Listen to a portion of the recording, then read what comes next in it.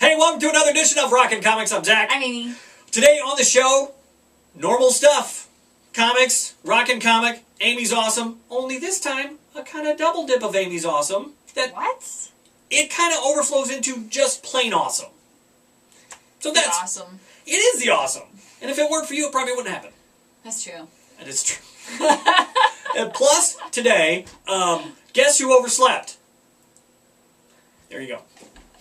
This week's comics. I started off, I didn't have a lot in my pull list this week because once again, when you get a bunch of crossovers, it's either feast or famine. This week, kind of famine. I did pick up Broken Pieces #0 from Aspen Comics. It's a new sci-fi thing. It's kind of sci-fi set in the future. I liked it. Pick it up. If sci-fi's your thing, definitely worth the trip. My opinion. Yeah. Thunderbolts Fear Itself #161. It's the Fear Itself tie-in. Good tie-in. Yes, for once. Thank you, Marvel Comics. Thank you very much. Finally. After, 3 weeks of crappy tie-ins? And I've told you my fear more than once. Tie-ins frustrate me. This one is very well done. Very much worth it. If you've been buying it, great. If you're one of those people that are like, oh, I don't know if I should get tie-ins, this one's completely fine to get. Like the art, like the story, like the action. Completely cool. Plus, there's some little secrets that are divulged in there, especially with Fixer. Just saying. He might have a little secrety going on. Yeah, we're done with that. Moving on that. So moving on to what is going to get my vote for Rockin Comic of the Week, but it was a close one, and I'll explain why. Green Wake #5 from Image Comics.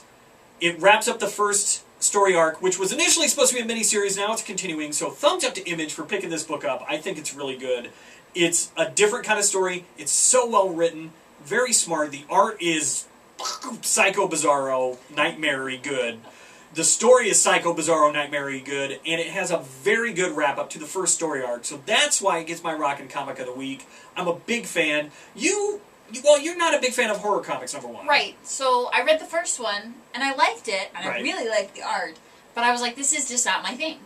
Right. So I haven't read the other ones. I read the first one, I've looked at the other ones. The art's consistently good. Yeah. Yeah. If that's your thing, then you should pick it up. Definitely pick it up, because, like I said, it's more of a thinking person's comic. It's not just sit back and unplug and read, but still, so good. So that gets my Rockin' Comic vote of the week. And now we move on to our final book this week, which I'm assuming, since you haven't voted... Gets my Rockin' Comic vote of the week. It's Flashpoint #4. Big surprise. Yeah, I know. I think issue 4 is monumental, not monumental, but important for a couple reasons. One, this is where we see you and I start to diverge a little bit in our opinion of what's happening with DC on the whole. Yes. You were a little hesitant to vote for it. You know, I liked the story, but I thought it was hard to separate out this story from basically the underlying theme of this is going to change everything you know, and we're about to relaunch every single comic that we have. Which I think is kind of the point, but at the same time it made it a little hard to just kind of like unplug that from it and just read the story. Gotcha. And I have, all this underlying nervousness about what's going to happen, so it made it a bit hard to enjoy not being able to separate the two. But on the whole, as just the book itself, it was a good story. Still had plenty of action. We're moving somewhere. Yes. We know we're going towards a resolution. Had funny twists and stuff in it. Had some really great moments, like just moment here and moment there that really stood out. Yep. It was good stuff. So I'm still going to vote for it. I guess, sort of the biased Flash vote anyway. Kinda. And I liked it too, but where I differ is I like the fact that they're establishing why this is going to affect it. And they at least in my head, they're explaining why the changes are going to happen, and that is done for the first time really in this book. So that got me kind of excited for the change, but that's me. Whereas you're more hesitant, I'm more excited. But coming up in a couple weeks, we'll talk more about that in detail, but that's still to come. Yep. So that wraps it up for books this week. So we have 2 Rockin' Comics. 2 Rockin' Comics. Green Wake #5, Flashpoint #4. Check out the podcast. We talk more about all of them. That's what the podcast is there for. It's exactly what it's there for. Speaking of which, let's give them a tease about what's happening with Amy's Awesome in the podcast that they can hear a lot about. You're going to hear a lot about Thundercats. There is a new Thundercats that Cartoon Network has just put out. Last week was the first episode. This week is number 2. We both watched it, and I think we both were very pleasantly surprised. I was very surprised. I was surprised, one, because I thought it already had aired. I thought like 2 months ago New Thundercats came out. I don't know where I've been, and I thought I'd missed it. I just happened upon it, and I'm like, holy balls, this is the first one. That's why I watched it. Yeah, it's worth a watch, especially I think if you grew up with Thundercats, it's worth a watch. But you have to go into it realizing this is not old Thundercats. This is a remake of Thundercats. Let your guard down. A little bit. It's kind of funny that we're just talking about that. You know, I didn't point that out in the podcast, and I wasn't going to point it out now, but I'm glad you came to that conclusion on your own. It's very funny. Well, I'm not saying I'm not ever going to buy another comic, ever. And so I understand that these people are, you're afraid of a remake. I get it. But I watched it, and I'm going to tell you that I didn't think it was that bad. I liked it. I know they redid He-Man. It was terrible. I get it. I agree with you. This one, it's okay. Yeah. You can watch it. You can watch it. And you know what? If you don't like it, then you don't like it. But you should at least give it a chance. It's, I will tell you, it's a little bit darker and a little more gritty, which I think is nothing but a positive note. And I thought it's handled really well. So, like, I'm on your side. I like it. Watch it. Definitely worth watching. Yep. Definitely. Something else worth watching. 2 more animated shows. Marvel Anime Iron Man, Marvel Anime Wolverine. Personally, I liked Iron Man more than Wolverine.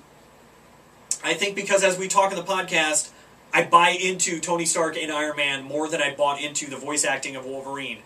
Plus, Wolverine looks weird. If you in your head imagine what Japanese anime would be like of Wolverine, that's probably exactly what you're picturing. I'm picturing something totally different. All right. Well, all I'm thinking of, if you imagine them taking the fire plug of Wolverine, who's short, built like a brick crap house, and do what I anticipate several people like me... If Wolverine and Edward from Twilight had a baby... Oh my God. It might look like this. I was just going to say stretch them out, make them effeminate, then yes. But your thing works just as well. I think we said the same thing using different words. And that's why I'm like Iron Man better. Vote to the Iron Man. Vote to Iron Man. But, once again, it's a new creation. Warren Ellis is behind both the stories, so you know the story's going to be good. It's just, I just wasn't buying into Wolverine as much as I liked Iron Man. So, but of the 3, for me, Thunderbolts was the surprise #1 hit of those 3 shows. Thundercats? Did I say Thunderbolts? You did say Sorry, I Thunderbolts. just looked at the book. I'm sorry. Thundercats was the surprise hit. Thunderbolts would have been a huge surprise because it didn't happen. But Thundercats, huge surprise for me because A, I didn't know it was out, and B, it was really good. So that's the awesomeness. See where it spilled over? The awesome spilled over from Amy. Finally, I got a little awesome rub. I was finally happy with that. So there you go. I think that's about it. I think that wraps it up. For more info on what's happening and what to come, check out the podcast, which is either there or there somewhere. It's not up there on anywhere, but it could be there. It might be there. What she said. So that wraps it up for this week. Next week, maybe no video blog. Maybe sporadic updates over the next week. We're both real busy. I'm going to be at the comic convention in Chicago at Wizard World. You're going to be just out. Yeah, playing with a dog. Playing with dogs. That's what I do. And then it's okay. So stick around, pay attention. You never know when new stuff's coming your way, and it's going to happen soon. So that's it for me. I'm Zach. I'm Amy. Bye. Bye. She said you were all being insensitive. He was on the phone, and you were all doing this, and you needed to just shut up. Nice. And I said, and she's too much of a wuss to say it any louder, but I'm not, because I'm having a crappy day. There you go.